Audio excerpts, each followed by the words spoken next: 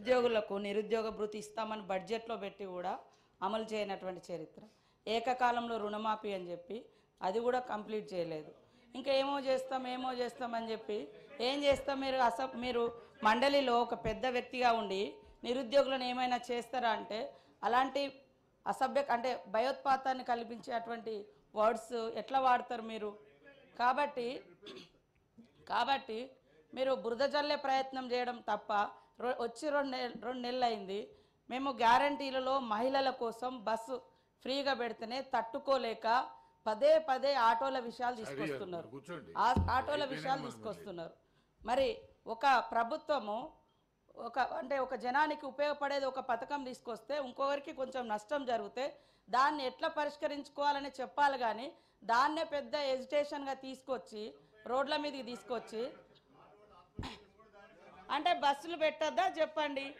మీరు మీ స్టేట్మెంట్లో ఏముంది తెలుసా?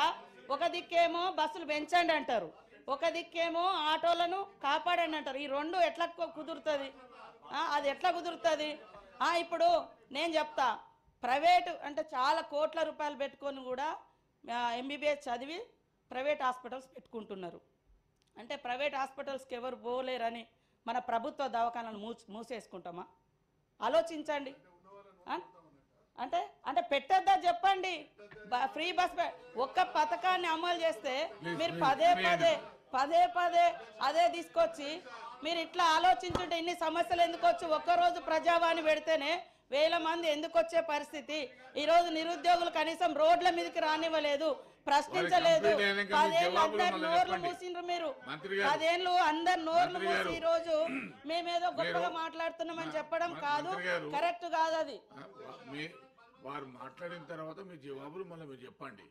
అదే చంపేస్తారా అంటే చంపేసే అలాంటి మాటలు మీరు తీసుకొస్తున్నారా? తప్పు. అట్లాంటి మాటలు అనొద్దని చెప్తున్నా.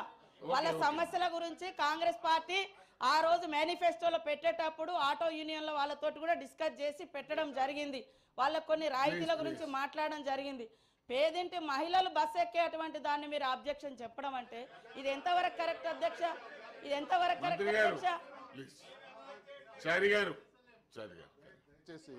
అధ్యక్ష? అధ్యక్ష తమరు గమనిస్తా ఉన్నారు.